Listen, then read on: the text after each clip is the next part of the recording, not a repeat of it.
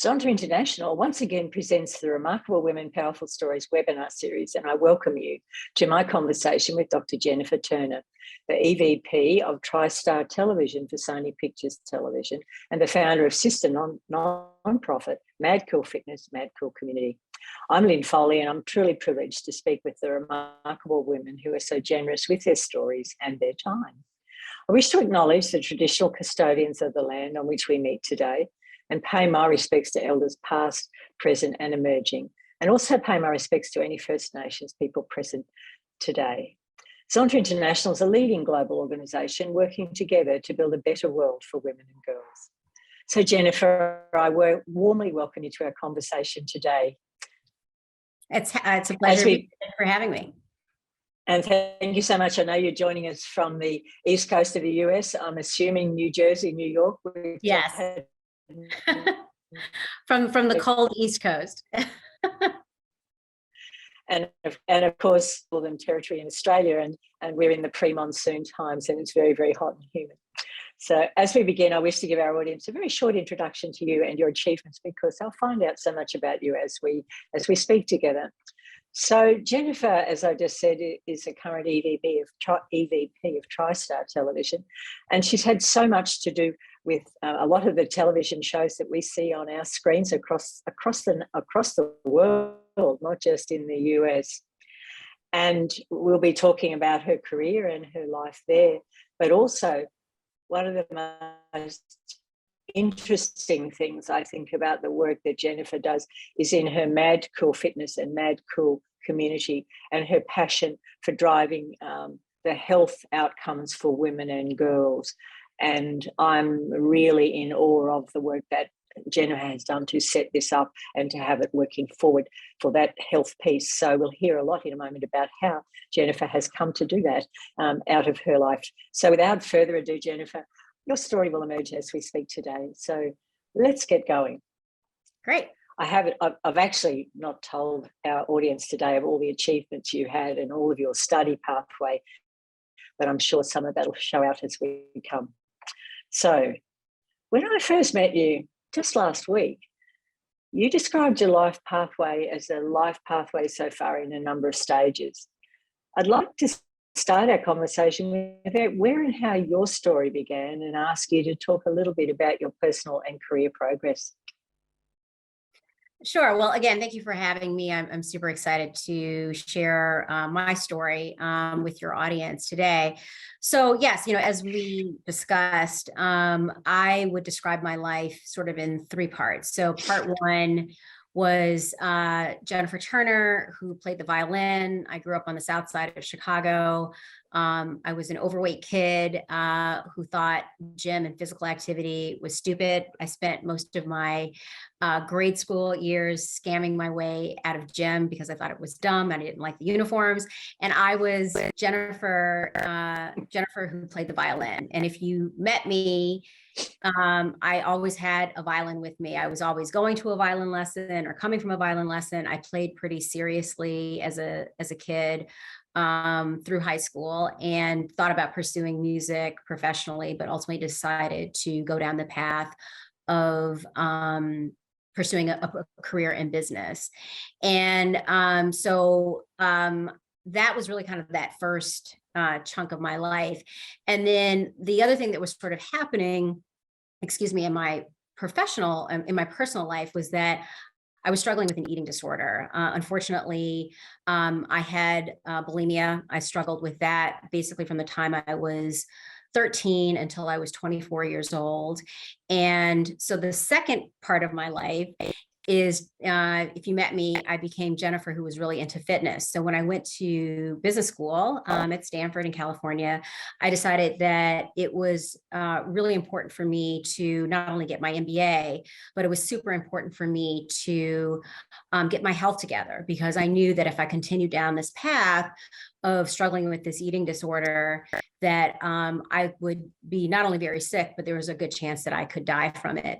So I spent my 2 years in business school really focusing on developing healthy behaviors and habits. So for the first time in my life, rather than counting calories and, being stressed out if I ate a cookie that I was going to gain weight, and weighing myself not just one time a day, but multiple times a day. I decided I needed to do something differently. From a behavioral science perspective, which I'll talk about later, because that's what my degree is in, my doctorate in public health. I was at a place where I wanted to change, and then by being in an environment that supported change, being in this wonderful, beautiful environment at Stanford and a new supportive environment, I had the environment to help me to change. That combination, and having support from my classmates, that combination of things really helped me to change to healthy behaviors. So I went from somebody who was struggling with this eating disorder to going to the gym every day, just to develop that habit. I stopped weighing myself. I stopped worrying about counting calories. I had support from some of my classmates in school, in business school. And, the next thing you knew, I felt better. Not only did I look better, but for the first time in my life, I really felt empowered and in control. And I felt like the real me was starting to emerge after years of feeling like I was sort of subjugated to this disease. So I started to do marathons. I started to do triathlons. It turns out I was a pretty good runner. And so that was really kind of that part two. Did a couple of Boston marathons. So that was sort of part two of my life. And then part three, which is the part that I think I'm in right now, is that I think it's a combination of both part one and part two, and that during the pandemic, I never stopped playing the violin, but during the pandemic, I really felt compelled to create and to rediscover my music and really lean into the fact that I wasn't one thing or another thing. I wasn't Jennifer Turner who played the violin, or Jennifer Turner athlete, that I was multiple things. And in my professional career, I pursued a career in television. So I was also a media executive. So I kind of combined all of those things. And now in part three of my life, I'm really focused on teaching others and helping others to be healthy, helping others to develop a sense of empowerment, a sense of self, a sense of purpose. So I would call this part the teaching part. And coincidentally, this is also the period where I went back to school. I went back to school at 40, and which was really great to be doing assignments and whatnot at 40. And now that's when I also started Mad Cool Fitness to help people to learn how to be healthy from a behavioral science perspective, with a particular focus on women and girls, and Mad Cool Community to also focus on, which is my nonprofit, to focus on underserved communities from a health perspective. And I'm also an adjunct professor at Rutgers School of Public Health. So part three is really kind of a culmination of the previous parts of my life. And it's really important to me to be able to teach what I know and help other people, in particular women and girls, to achieve health empowerment, and not just health empowerment, but overall life empowerment and a sense of purpose, and the ability, the belief that they can achieve whatever they want to achieve. So I hope that answers your question. Oh, that certainly lays out in front of me and other people watching us today where you've come from and where you're going. You talked about the south side of Chicago and growing up there. Can you talk to us a bit about what it was about that growing up on the south side of Chicago? And I know, and perhaps what caused you to choose the different study pathways? I know you've talked about, of course, violin, and that you were highly motivated and very good at that and still are. But you've had a number of changes of your study pathway, let alone your work pathway. So what caused you in the very beginning to want to study and to go to university and to go from Chicago to the West Coast? Because you went to Stanford, didn't you? Yeah. Oh, well, I mean, I'll answer your question in a couple of different ways. So first of all, my desire to leave the South Side of Chicago and to achieve other things, was first really motivated out of having an incredible mother who was an incredible is an incredible visionary and a woman who really wanted the best for her daughters. I have an older sister, and she made sure that we went to the best private schools and had violin lessons. And through violin, I played with many orchestras, and my orchestras would always travel to Europe and to Japan during the summer. So my world expanded through music. So, it's really through music that I was able to travel, get to know. When we traveled to these different countries, we not only played music, but we also learned about different economies. And that's actually where I came up with the idea that I wanted to work in international business. I didn't really know exactly what international business was, but fundamentally this idea of working in a global capacity, understanding finance and economics, which is actually what I ended up studying when I went to Wharton undergrad. So I think I think the way I was able to, or how I went about studying different things, was through exposure.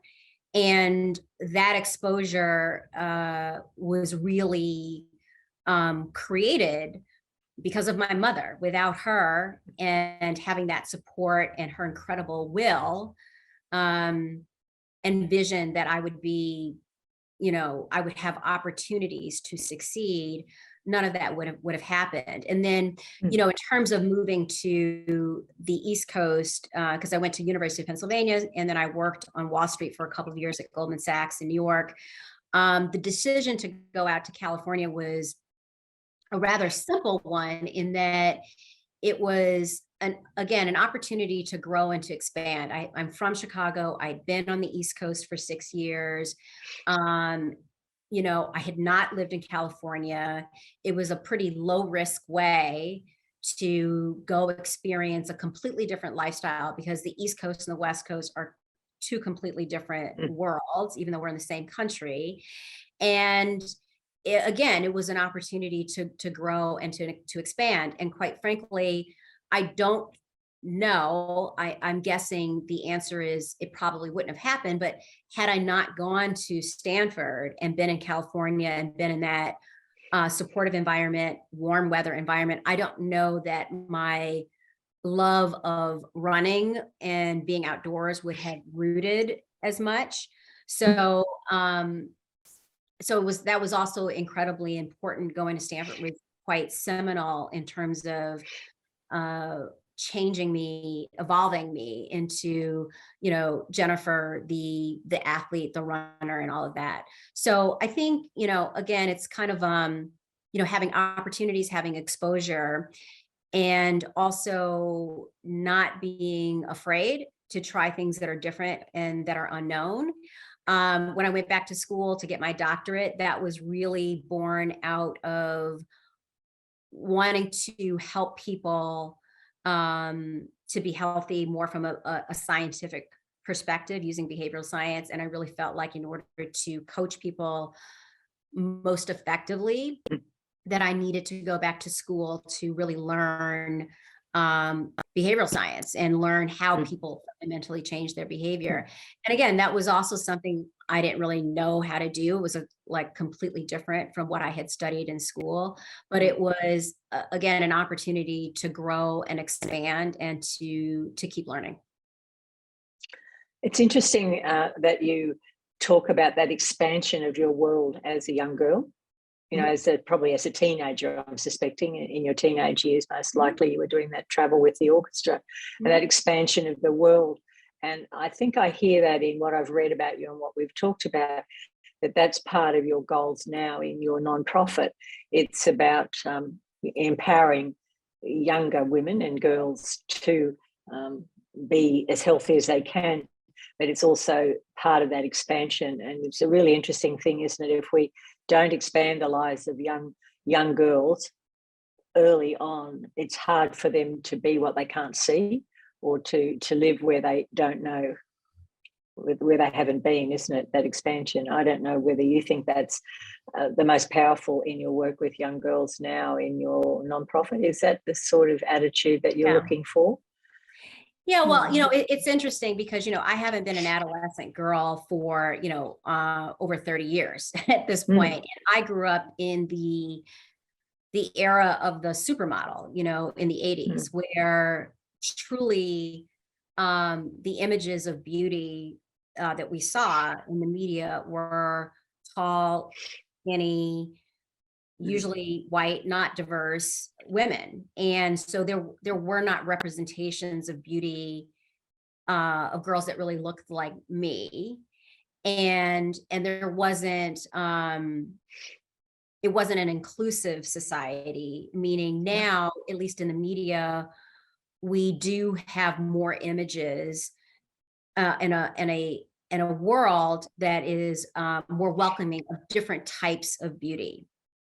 However, what has been interesting to me and somewhat dismaying to me to discover is, like, when I'm coaching girls who are, I've spent a lot of time with 6th, 7th, and 8th graders, and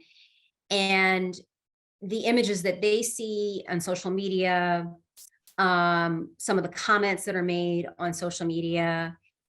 In some ways, there have been advances with girls around sense of self and empowerment. And in some ways, I think there's been a reversal. So a reversal to, in some ways, like similar to what the things that I went through when I was growing up. However, when I was teased for weight or not feeling like I wasn't pretty enough or thin enough or whatever, that was, one person to one person, or a couple of girls to meet. Now, unfortunately, with social media, on one hand, it can be a place of connection, but it can also be a place where you can have cyberbullying, and you can have girls feeling like they are less than, and have that message, echoed many, many times through social media posts and images. So I guess this is my sort of long-winded way of saying we've come far, but there's actually still quite a bit of work to do around girls having a sense of self, a sense of empowerment, understanding first and foremost that there's so much more than what they look like. In our society, there still is a tendency to grade women more so than men based on looks and attributes of attractiveness, versus men in general, of course, I'm speaking generalities, tend to get measured on a lot more different dimensions besides just looks. And so it's very important for girls to feel like a total, complete, capable, smart person. It's not just what you look like, it's your thoughts, it's how you treat people, it's how you give back to your community, it's living in your purpose. And so when I coach girls, yes, I'm coaching on things like, how to eat healthy, how to engage in physical activity, how to manage stress, how to manage time. But I'm also coaching on things like assertiveness. How do you stand up for yourself? How do you communicate in an effective way where people will respond to your message versus the delivery and the tone of what you're saying? How do you make sure that you are respected and liked, but you're also not a pushover, and you are firmly standing in who you are? And I think there's still quite a bit of work to be done there, because as I said, on one hand, when I look at my niece's generation, she's 17, in some ways, it's very refreshing to hear how empowered they are, how vocal they are, but then they're also still dealing with some of these same issues of body image, sense of self, how to be assertive, and how to, ultimately kind of be the best version of you that you can be. And so I really try to coach on those things, using health as sort of my entry point. And it's so tough, I think, for parents today of that generation, of that age group, their role they have as coaches and mentors for their girls and boys around that whole piece of how men are seen and how women are seen, or how boys are seen, how girls are seen. And I agree with you totally in that. I think we haven't gone, I think we went away, but yes, that regression is dismaying. I agree with you, and you see it everywhere, and particularly because I'm around schools a little bit, and working in the broader education sector, I'm hearing that from my colleagues and clients in that sector, that piece of I guess what happens through social media and that cyberbullying is one of the biggest challenges that young people face, that I was never thought of when I was young. And in your generation, it certainly wasn't social media, was it? It was what went on in the schoolyard. No, absolutely. Yeah. No, and I was also, and we've got to remember that. Yeah. I was just going to say, I think the other thing, just to put a finer point on, is that girls should not be evaluating their self-worth through the perceptions of what a man thinks about them, or what somebody, how they feel about themselves should not be based on their perceived attractiveness to men, or to boys, or whatever. It's like developing that sense of self where you feel good about yourself no matter what, whoever it is. And I said I used men and boys in that example, but it's like you want to get to a place where you are not constantly seeking external validation, that you are proud of who you are, that you're smart, that you're capable, that you're a good person, and you can hold on to that even when people or the world or elements or forces are trying to pull you down or pull you in a different direction. And that's a message for all women, isn't it? It's a message all the way 40 something, from almost 50 something. Even in you 40, 50 somethings, and in my a couple of decades beyond you, it's the same thing, because I see it in my circle of friends as well. And that saying no, how to say no and mean it and do it in a way that's respectful, but we've still got a sense of self if we're actually saying no, we don't want to do something. It's all about saying no. That's also a challenge, I think, to women, depending on how we've been brought up. So can I just circle back? I'm going to just follow down the pathway of your mother's influence in your life, but also build on. So who would you describe as the most powerful role model that you've had, or powerful role models, plural, if there's been more than one, or the people who've influenced you most? I mean, not to be a broken record, but I would say my mother, and I would also say my late aunt. The two of them, I lost my aunt suddenly in 2019, and quite frankly, like there isn't a day that I don't think about her, but she was like a second mother to me. The two of them together, my mom and my aunt, were such an incredible force. With them in my corner, there was simply no way that I could lose in life. They were always there for me. They always, but it's more than that. It's more than, and I'm coming to sort of realize this and process it more as I become step more into my sort of womanhood and sort of think about my contribution to society and what I can add as a potential leader or a role model or a mentor. It is their incredible sense of, always wanting to help people. Both my mother and my aunt always, my mother was a teacher, was a college professor. My aunt taught biology at a high school in Chicago. And she, like I said, she passed away, and people were speaking at her funeral, and some of whom were her students that she taught many, many years ago, like 30 years ago. And then some people spoke who were like her neighbors and other people who knew her growing up in Alabama. And what the through line of all of their comments was always how generous she was, how helpful she was, how she inspired them, how she made their lives better. And sorry, it's kind of tears me up a little bit. And when we left and it was the consistency of it, the consistency of the comments and how my aunt showed up the same way over us. You know, when I talk about time series data over many, many years, it spoke to the consistency of her character. And then when we drove to the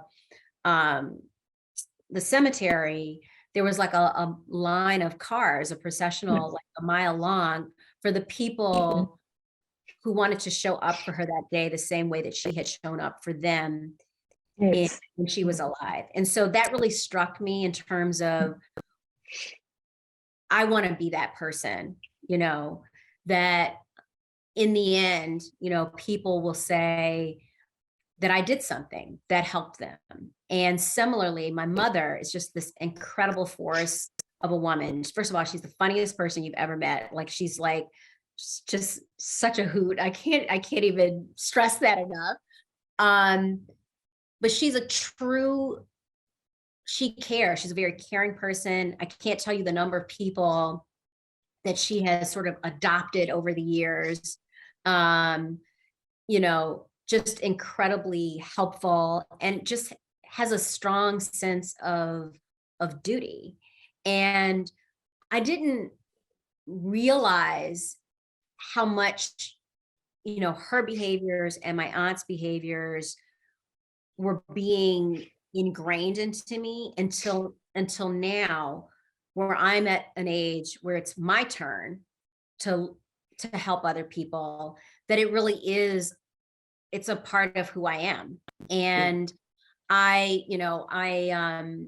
was thinking about when my aunt passed away, I founded a scholarship at Rutgers School of Public Health, where I did my doctorate. I found a scholarship in her name because we believe in education, and we believe education is the great equalizer and is a great way to give people, especially women and girls, opportunity. And my aunt was really into travel, so I had established a scholarship for some of the Masters of Nutrition students to be able to study abroad for their studies. And then similarly, I established a scholarship for my mom, who's still living, thankfully, at my former music school, to give other students an opportunity for private lessons. Tuition, give them opportunities the way my mother gave me opportunities, the way so many people helped me and helped my mom to raise me and to give me opportunities. I feel it's incredibly important to do that. And since I'm fortunately in a position that I can do that, it's just kind of a fundamental part of my worldview. And like I said, I didn't really understand how much they influenced me, but it's showing up literally every day in how I behave and how I kind of view the world. And that's turning you into that role model. I was going to ask you about how you embrace your role as a role model for women everywhere, but particularly young women. I think you've answered that quite nicely, because it's almost that generational role modeling. That's how I'm hearing it from you anyway. That it's like a generational role model. You've been immersed in it so much with your mother and your aunt. And now you are, in your turn, the teacher, the mentor, the coach. Is that how you think it's about? What do you think it's about? So here's what I will say just about being a role model. Like, I am by no means perfect. And I'm still learning and growing. But I try to do the very best I can.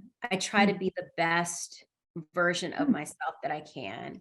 And if I can help, whether it's a peer, someone older, or girl, to learn from what I have learned, if there's any value in my knowledge, I'm happy to share it. And if I can keep someone from either making the same mistakes I made, or to excel, farther, faster, or just listen sometimes and be support, then I'm happy to do it. And I think that's part of a role model isn't a perfect human. There's no perfect human anyway, but role models aren't perfect. I think the best role models are the ones like yourself, myself, and others that we're not perfect, and people can learn from. Maybe they have a slightly better pathway if they hear our stories, and I think we turn into storytellers as well. We tell all sorts of stories, and I can hear that in you as well. Can I now move on to the whole thread of life's big challenges? You've had a couple of those in your life. I know in this series that we've been doing, other women in particular are always really interested in how other women meet those challenges. How do they find their way through it? How do they eventually bounce back and come up from some of those challenges? Have you got some experience there that you'd like to share with me? Oh, Lynn. Let's see. I mean, look, I've been in my 48 years. I've been through like many people. Like I've been, I've had disappointments. I failed. Years ago when I was in business school, this was the first, I was at Stanford, and this was like the height of the first .com boom. And I started .com, some of my classmates, and it went bust. And I went from, I'm going to be a .com millionaire to I can't pay my student loans. And I was, at one point effectively kind of homeless, like not on the streets, but I was like sleeping on friends' couches and stuff. Like this was before I ended up getting a job in LA, working at Disney, and that's Disney ABC cable networks. And that's how I got into television. So here's what I would say. And then I've been through a lot of stuff over the years. Your ability, and this is very cliche and everybody says this, but it's true. It's not that you get knocked down, it's that you can get back up. And what I have learned in life is that no matter how bad something is, you have to hang in there long enough to get to the other side, because the situation will change.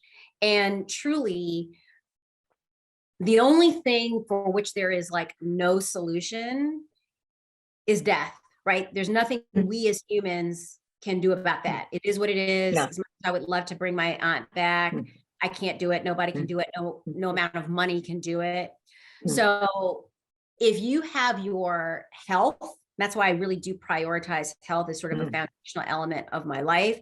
If you can prioritize your health, and I mean complete health, their physical health and your mental health, then you can have the faculties and the wherewithal to move into problem solving mode, whether it's you can solve the problem on your own or you need help, figure out where you can get help.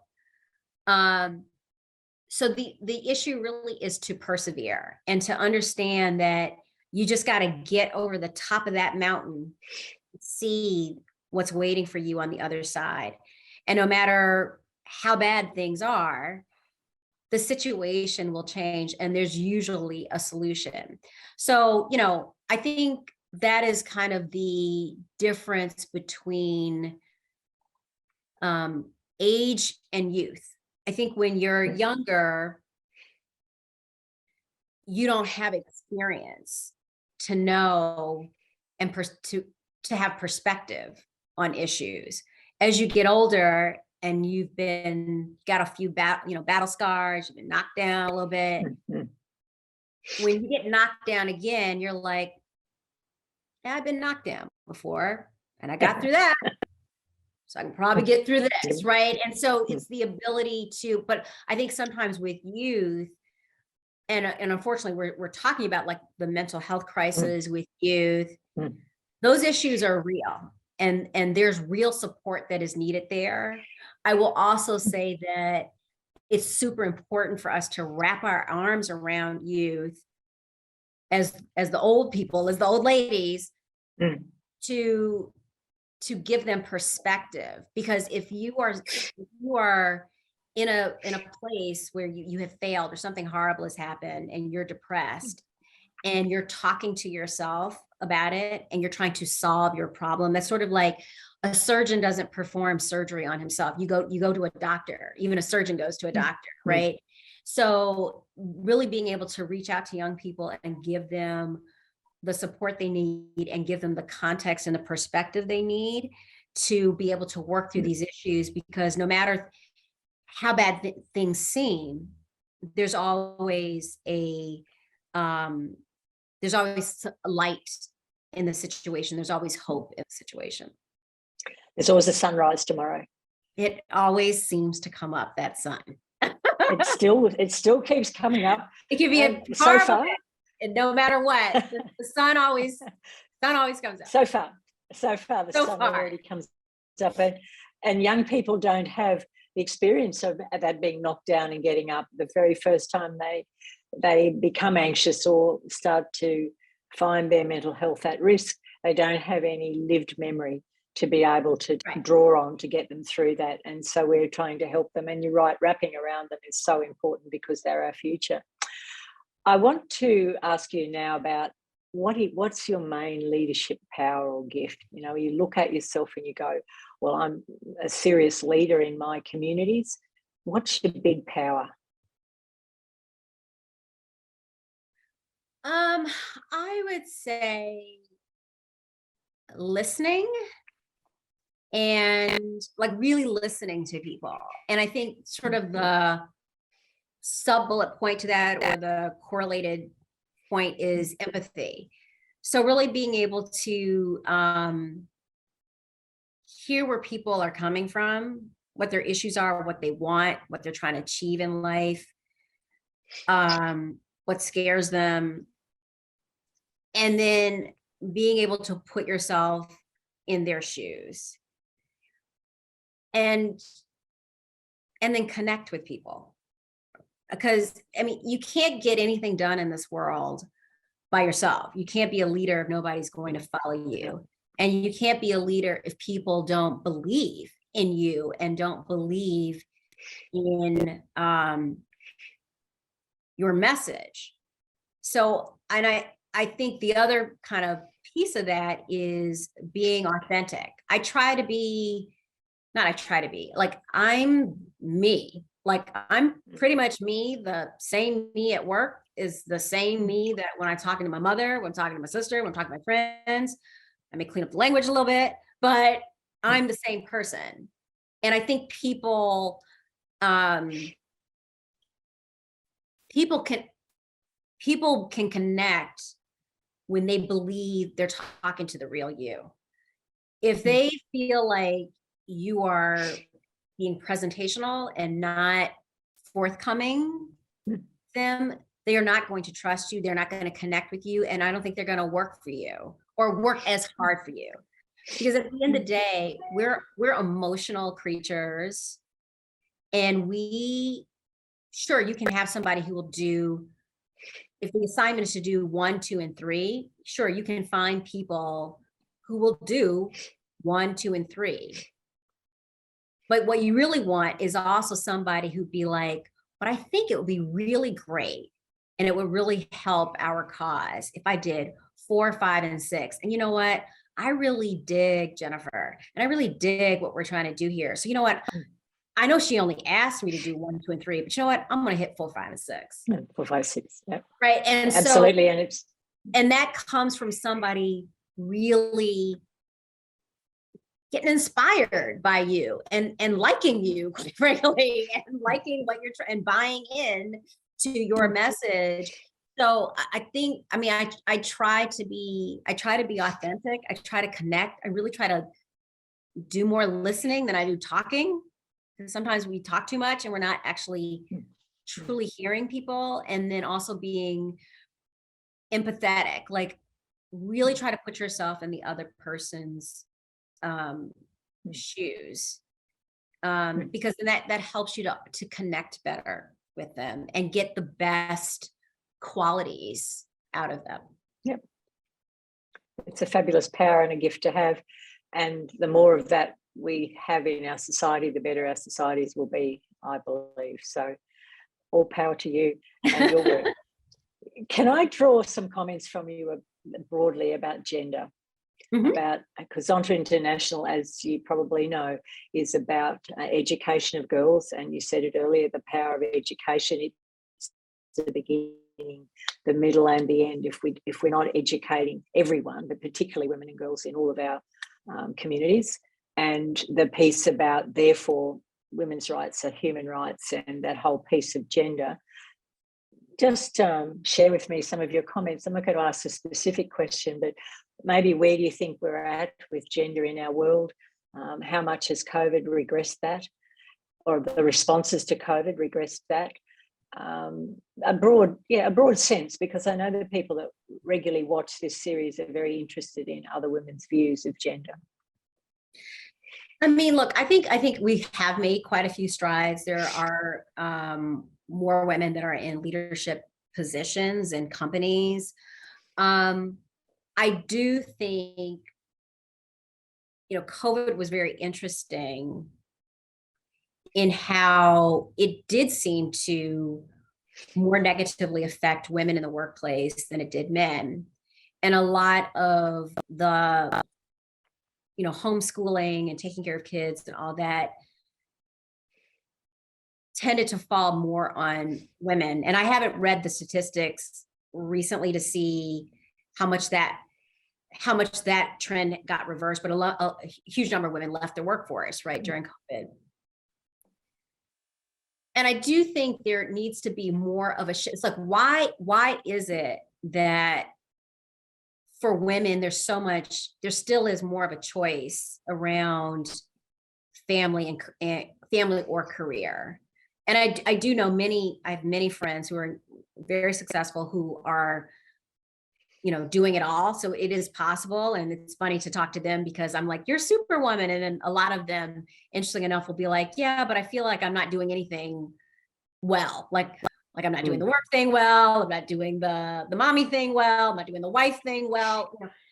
So, and that's a whole other issue, which is I think that there's such a high bar for women to meet in terms of truly being super women in like all these different areas. But I do think, so just to go back to, I think we could literally have a whole like podcast about that. Probably not because I'm not married, I don't have kids, but get a whole panel of women who are, working mothers to kind of talk about it, because I do think that that's a whole other rich area to explore. But the fact that there still is that women still feel like they have to make more of a choice, I think, versus some of our male counterparts in terms of work or career. I think that's something that still has to get, that needs to be addressed. And yes, I'd be curious I'd be curious to know what the current statistics are, because at one point it was quite shocking how many women had left the workforce altogether. And here's the thing, if women are going to lead the workforce, traditional corporate America, then there should be, well, first of all, I think there should be an examination of that as to why that has to be, but also there should be incredible opportunities for entrepreneurship, for women to create businesses and have more supports for women creating businesses so they can create businesses with work schedules that work for them and work for their lifestyles, where they have ownership, have more control over their financial destiny, and can also can create workplace cultures and environments that speak more to their values. So I guess to answer your question, I think there have been quite a few strides made, but there's still, I don't think it's still equitable. And it does feel like women have to make choices, choose between career and family, still more so than their male counterparts. And that's that whole piece about superwoman, that it's also, I don't know why, but I guess it's generational, that we perhaps all feel that we've got to be perfect in every sphere of our lives, and being one of those things doesn't seem to be enough. So being a mother doesn't seem to be enough on its own, or being a professional, or being a wife or a partner doesn't seem to be enough on its own. And yeah, that's another exploration. There's probably a PhD in that one, as well as in all the other things we've talked about today. There's so much research that we could do. And I know that time's moving on. So I'm going to ask you now, what's the personal achievement that you're most proud of so far? You know, I think, well, I would say it's a couple of things, but they're interrelated. So one is years ago, I trained a girl, a woman, young woman, on her first marathon. Or actually it was not even her first marathon. It was a 5K race. It was a bunch of women in Harlem. And then she really got into running, and I told her, and she got into the New York City Marathon. And I told her that I would meet her at I think I met her at mile 18. And I would run with her. And so I met her at mile 18. And this was, she was a slower runner. So it was kind of later in the race, and the sun was going down. And anyway, we ran, we walked, we ran, we walked, we were walking. There's a lot of walking.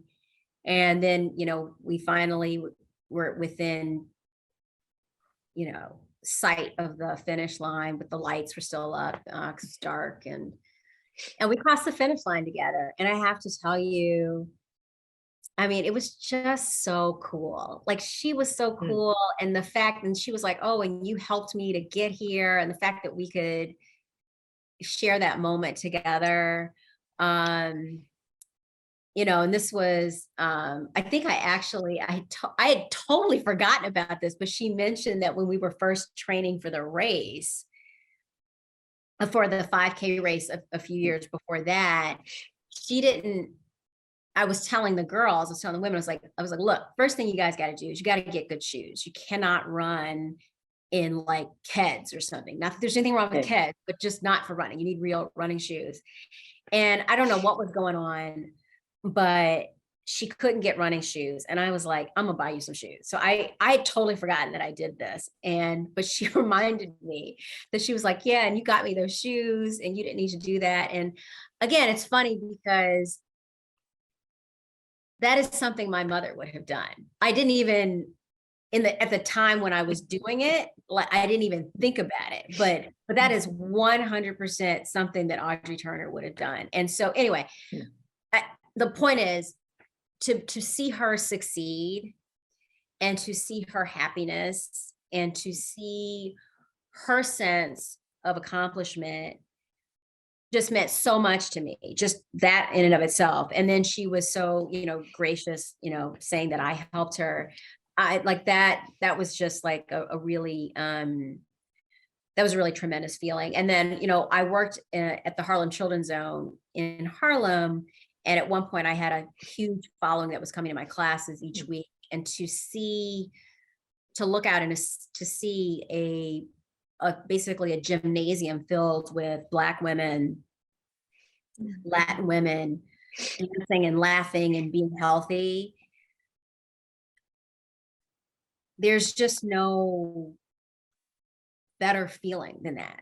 Like, helping other people to be happy and to have hope and to feel powerful, feeling a sense of community. There's really no other better feeling than that. So I would, and by the way, she was actually a person that used to come to the Harlem Zone too. So it was all kind of wrapped around that same group of people. But yeah, those would be sort of the highlights for me. And you actually, with your colleague who was the runner, you actually gave up your chance of a place in the marathon yourself. And it's all of that. And you probably didn't even think of that at the time, but you know, given that you're such a great runner, I had run the marathon. And like I said, I'd run the marathon before. And like I said, just to take the conversation full circle, part 3 of my life is not so much about me running, but it's about helping other women to run. And I mean that physically, and I mean it metaphorically as well.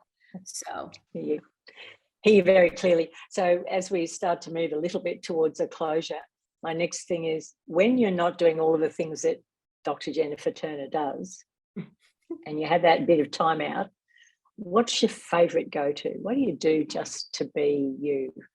I mean, you're always you, but what do you do for, I won't use the cliches, just what do you do? oh my God. Some people read, some people sloth out and watch some random television shows that you might have had something to do with creating, or whatever. Maybe. So what do you do? Well, first of all, I never seem to like not be doing something. So that's a whole other thing that I personally need to work on, is how to actually relax myself. But I play my violin.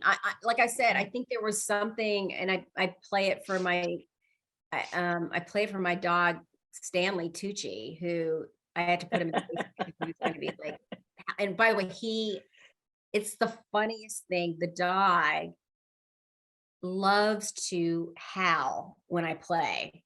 It is unbelievable. And I do virtual violin lessons. I still have a teacher, and I do virtual violin lessons with her. And I had to put Stanley out of the violin lesson because he kept howling, especially when I get to any type of chord or something. For some reason, he just full on.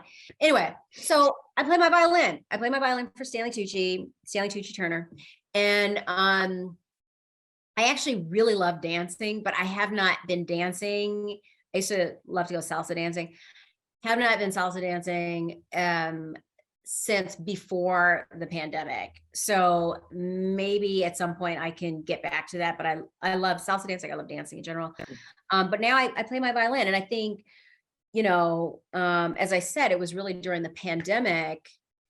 I never stopped playing, but I was kind of like, I was kind of iffy with my practice. But for some reason, like with everything that was going on with this pandemic, like I just felt like I had to play, like I had to put my emotions into this wooden instrument and play. And so now that's what I do. Every night I play something for Stanley Tucci, which is crazy. And when we probably need to clear this up for our audience today. Stanley Tucci is a very small, fluffy white dog. He's a little monster, not the Stanley Tucci. That's right. But your Stanley Tucci. My Stanley Tucci. His actual name is Stanley Oscar Turner. But during the pandemic, he used to love to go into my purse and steal my masks out and run around the house, which was like super irritating, adorable, but also irritating. And one day I was so flustered, I meant to say Stanley Oscar. He was running around the house. And I meant to say Stanley Oscar Turner, get out of my purse. And it came out Stanley Tucci Turner, get out of my purse. So now I call him Stanley Tucci Turner, AKA the Tooch, AKA the Toochinator, because he used to pee on everything, which he kind of still does. So gotta love it. But I'm hoping he howls in harmony. I do hope he's learning to howl in harmony with your violin as opposed to in dissonance. But we'll leave that there. Oh no, we're doing the music. Yes, we're doing Stanley Tucci and I are doing duets. It is fascinating. I'm sure it is. And I know that I'm circling back to doing more piano. I play piano like you play violin, and it's really important to carve out the time to do that. I'm not as good at you, but maybe your challenge from today's conversation is to do something about that salsa dancing as you go forward. I know, maybe I can figure it out. So what do you think's next for you, career-wise, or what do you think's next, if there is a next in that stage 4 that we haven't talked about? I hope there's a stage 4. I didn't mean that in terms of life's longevity. I meant that in terms of what do you think is next for you, maybe in a professional sense? Yeah, I mean, I would love to find a way to better connect my two worlds of being a media executive and somebody who helps to tell stories and produce stories every day, and to connect that power to and the power of narrative to helping people to live better every day, and be better every day. So, and feel better every day, So I think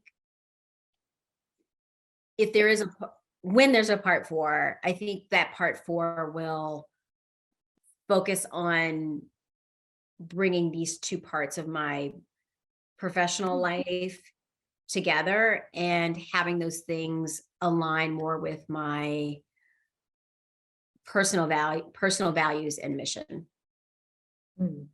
Thank you. Thank you so much. Have you got one final thought for the people watching today? My one final thought is, you know, be kind to yourself. Be gracious. Don't beat yourself up. You know, this idea of not being enough, we have to, for some reason, this may happen with men too. I'm not a man, so I can't really speak to that, but I certainly hear it as a common theme among girls and women, this feeling of not being enough. And we have to throw that out the window. Like, we are enough. You are enough. You are plenty. You are a constantly evolving, growing, complete person. You're not just one thing, you're many things. And to really view yourself through your own standard. You cannot constantly live for other people and live for other people's expectations and live up to their standard. The only person that you need to care about is you. If you can wake up every day and feel good about you and look in the mirror and be happy with the woman, the girl that's staring back at you, then that's really what matters. If you feel like, I was actually had this thought the other day. I was thinking, you know, if 8-year-old Jennifer met 48-year-old Jennifer, like, what would she say? What would she think? And I can legitimately say I'm not perfect and I'm still working on myself. But I think 8-year-old Jennifer would be like, I think she's kind of cool. Like, I think I could hang out with her. It actually worked out okay. And I think so whatever that is for you, find that and only hold yourself to your own standard.